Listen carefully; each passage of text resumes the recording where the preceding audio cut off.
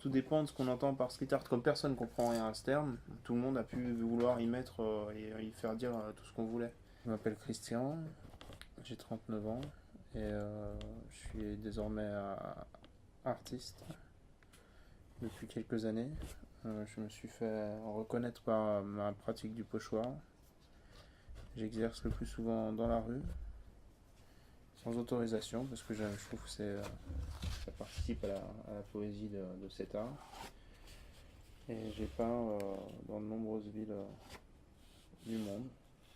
J'ai de plus en plus de commandes et je travaille aussi avec des galeries de plus en plus.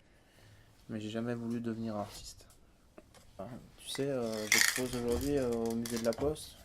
J'ai un timbre-poste à l'effigie de ma fille. C'est un peu l'état actuel des choses.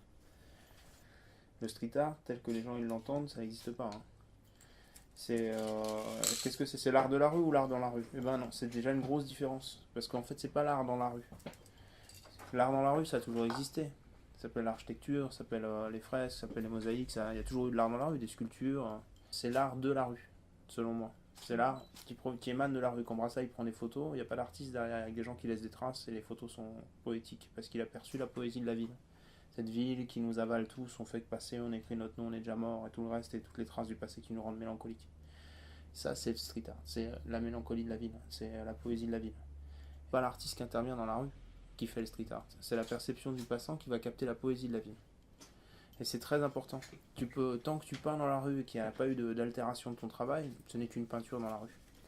Quand elle commence à avoir été modifiée, pour X raisons, quelqu'un a fait des travaux, il y en a une partie qui est partie, une pierre s'est éloignée, quelqu'un a crevé l'œil, ou c'est passé, ou un tag est passé dessus, il s'est passé quelque chose qui a échappé à ton contrôle, et là, tout à coup, l'œuvre devient poétique. C'est comme le bateau, qui est si beau au fond de l'eau, parce qu'il est en train d'être avalé par l'océan. C'est très important. Donc, c'est donc bien ça, c'est-à-dire quelque chose qui est comme une bouteille jetée à la grande rivière qu'est la rue, et puis tout à coup qui va être absorbé par la rue, avec des couches qui vont s'ajouter, qui vont l'intégrer, et qui vont l'avaler.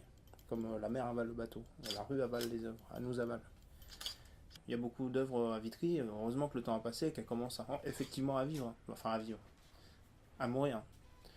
Mais c'est un rapport paradoxal entre la vie et la mort, puisque précisément c'est ça qui est touchant dans le street art, c'est la détérioration d'une œuvre.